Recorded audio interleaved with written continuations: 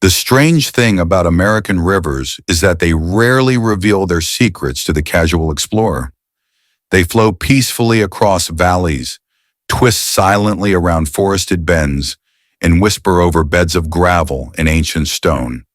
But beneath that calm surface, there is a hidden architecture, an invisible blueprint carved by physics, pressure, and time. It is a blueprint that determines exactly where gold will hide. And if you understand that blueprint, even a quiet bend in a river can become a map to buried wealth. To the untrained eye, gold seems randomly scattered, like nature tossed it into rivers without purpose. But nothing about gold is random. It behaves with absolute obedience to natural laws.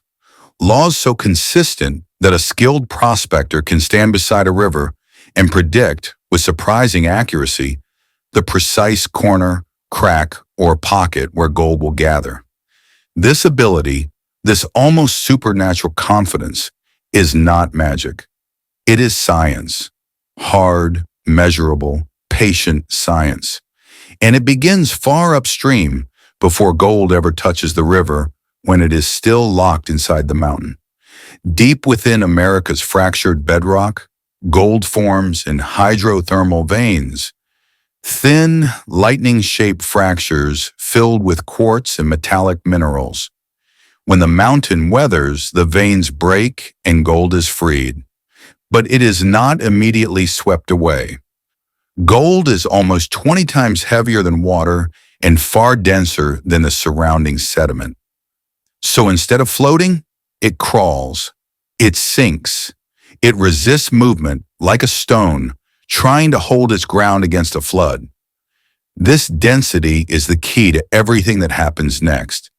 Imagine a raindrop falling in the Colorado Rockies. It trickles down the slope, joins other droplets, becomes a stream, then a river.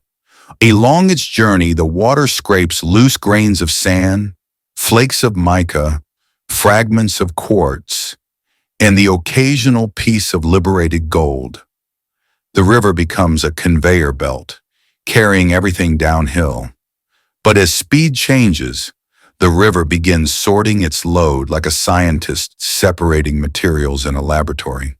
The lightest pieces, clay, silt, fine sand, travel for miles, sometimes all the way to the sea. Medium-weight gravel moves only in storms. And then there is gold, the stubborn outlier. Gold does not travel unless the conditions are perfect. High energy, fast water, violent floods. Only when the river unleashes its full force does gold move meaningfully. And even then, it doesn't move far. This is why gold accumulates in patterns, and why certain corners of American rivers are surprisingly wealthy. To understand these patterns, geologists study the physics of flowing water. When a river flows straight, the water moves in a predictable line, fast in the center, slow along the edges. But when the river bends, something remarkable happens. The water on the outside of the curve accelerates with almost terrifying power. The water on the inside slows dramatically, collapsing into a zone of low pressure. In that moment, the river becomes a trap. Every heavy particle being carried downstream